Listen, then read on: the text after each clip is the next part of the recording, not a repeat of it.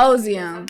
We've been trusting y'all for a long time. Listen, if y'all ain't messing with my boy Ted Cadillac, what are y'all doing? Ooh, we going to Roosters? Roosters right there. Yes. Oh, by the way, shout out Roosters. Yo, shout out Roosters. Look at all these Roosters bucks.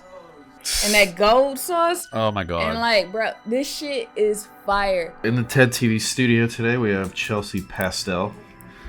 World on fire, been shit to drop it, the bitch been tired. Stay locked down, tryna hide from the virus. Tryna live life in this world that's dying. Watching my diet, physically, mentally, spirit of a lion. Queen of the jungle, living in violence. Money coming in my hand like ivory. Counting every dollar, now I'm hand sanitizing. My introduction to you was at the basement for Joey H's show. Oh yeah. Yeah. Shout out to Joey H. Your performance pulled me away from the bar. Oh man. That's a lot to ask. As a fellow drinker, that means a lot. You're a self-proclaimed former band geek. Does that title never go away? You still a band geek? I don't think I'm a band geek anymore. But what was that? Y'all humming? But yeah, I played a lot of instruments growing up. Let's start with the saxophone. That's what you started on, right? Yeah. The sax is one of those instruments you can't just like bust out at a party. No. You know, like as a whole, you gotta put that shit together.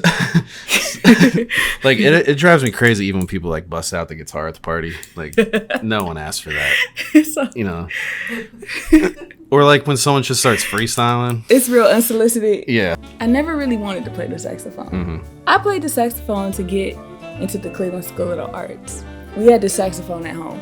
And my mother played it in high school, but the shit was just sitting in the closet collecting dust for ages.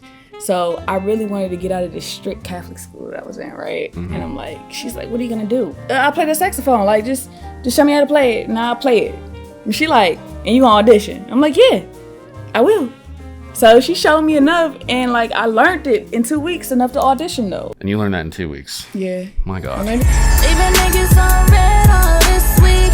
I don't really give a damn how you fire. And you're a 90s baby, right? Yeah. Yep.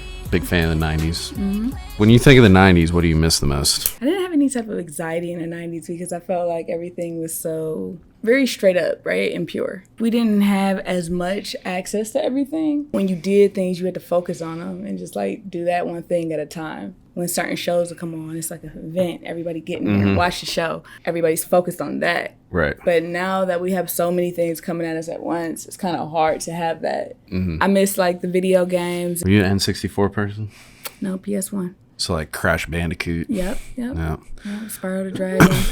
I'm going to tell you exactly why I'm not an N64 person. Yeah, like cartridges. So, on my birthday, when I was a kid, my mom, for my birthday, she bought me a Nintendo. But the Nintendo had some type of issues. It wasn't working right, so we went back to Toys R Us to take it back. And I said, actually, I want the PlayStation because I already had played the PlayStation next door. I had Banjo-Kazooie like sent to me in the mail on like, they used to send out those demos like on VHS tapes. Yeah, and you'd have like, I would sit and watch the Banjo-Kazooie demo for hours a day until I got my N64. So they had these on PlayStation because it was a disc, or it might have been simpler to do it, but like the Game Informer magazines where they'll have like the demos. Yep.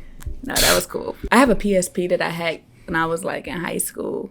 That got all that stuff on it. And every now and then I load it up. Well, we're going to skip over all my gaming questions because I didn't realize how insane it was. How much gaming you did. I'm going to look like a dickhead. Games are a real big part of the influence as far as my production style and whatnot. Okay. So like, yeah, I do a lot of gaming. Have you ever broken furniture in anger? I definitely flipped. You might get some loud noises. I haven't really destroyed the property. Yeah. I'll go play like FIFA with my friends and like I'll actually get angry at my friends off a video game. Like I'll like leave. I'll like leave. Yeah, I'll like leave in a huff and puff, and then I get home and I'm like, that's my like friend. Like, what am I? You know the new game that I'm playing right now? It's not new at all, but I'm just doing it on my phone. It's chess. Okay. Gotten into chess. Yeah, real easy game, huh? What's that show on Netflix about the chick that plays chess? Yeah, Queen's Gambit. Yeah, so I think what you need to do is take some more Quaaludes, because that's what she was doing. Had to take a break from the fake shit. Had me overthinking situations, anxious. Niggas really hate to see you make it. On top of that, I'm running out of patience. All right, so you're from Eastside Cleveland, right? Yeah. People normally make that distinction when they talk about Cleveland. Dream day in Cleveland. For breakfast, we have a couple options. we going to Big Al's, Michael's. A little more towards downtown, it's a place called Landmark. If we're feeling artsy, we can hit Wade Oval. You know, we can go check out the Art Museum, and the Natural History Museum.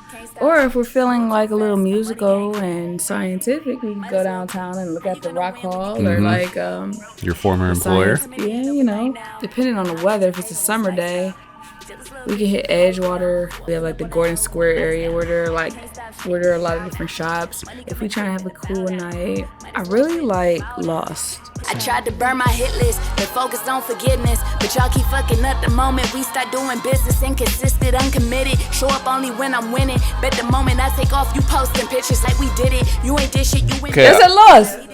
Yeah, I was drunk as shit. We had like a birthday party at my aunt's, and then we went to Lost, and that's the result. Yeah. I look really warm and fuzzy and comfy. All right, this next one, I really like this one just because that's that's just the classic like want it photo. Yeah. You know, like I feel the same way as an editor. Like I used to just have like my little laptop on the kitchen counter. This is break in college. Okay. I came home. This is when I really started buying equipment and all that. So like that's like a new time. I had that keyboard. You see, I got my MacBook. I saved up for a lot of this shit. I had one speaker on layaway and one in possession. I was getting into what I was doing for sure. You can see the determination. And I didn't care about nothing. I ain't had no makeup on or nothing. I ain't give a fuck. At the time, that photo seems so insignificant when someone takes that of you, but like now when you look back on it, like you're like, damn, it makes me happy. I really glad I got that photo. I'm most productive at the kitchen counter. Swear to God, like I have my whole setup over there, but like when I sit right there, like. That's when I become Ted Cadillac. I thought this photo was really cool because you said it was your first green room experience, and you were just like stoked on it. That was like my first so I've been in green rooms before, but that was like my first me having the green room, and you see clearly ain't nobody in there. If you had like one of those shows where it's like 1 million people on a ticket, everybody's in there. I've been in that same green room multiple times where like we like this in there. It just had Chelsea Pastel on the door. It was just me. And, my family was able to come back, and my team, my people, like, we were able to be back there, but it was mine. It was all mine. So, like, that was different. Oh, shit. Okay, it's me and Big Dog. So, this was, you've described how you and Jackie's, one of the central tenets of your friendship is love of pizza. Man, you're a good journalist. Like, you really figured that out. That's crazy. Yeah. Like, that's like a thing we never talked about. For real, yeah, I'm super impressed with this. This is in Chicago, and it looks like you're on a deep dish pizza. I think deep dish is like pizza soup. That's what I've always called it. It's like tomato soup in a bread bowl. You can pull a slice out of heaven right now. Where are you going? Are we doing the chain? Like something everyone knows. Are we doing like a whole chain? I'm going Sbarro. I'm going with you said Sbarro? Yo, no, honestly, on some crazy shit, I kind of get that. Domino's or Papa John's? Yeah, I know Papa Domino's John's. had like some Papa issues John's. back in the day. Papa John's is always consistent, so like I know what I'm gonna get, right? The racism adds a little ting to the pizza. Hi, I'm sorry I didn't see you there. My name is Chelsea Pastel, and we specialize in peach cobbler. Welcome to Pastel's Kitchen. So you worked at the Rock and Roll Hall of Fame. Mm-hmm. So did you ever have like any night at the museum nights? You're just frolicking around there.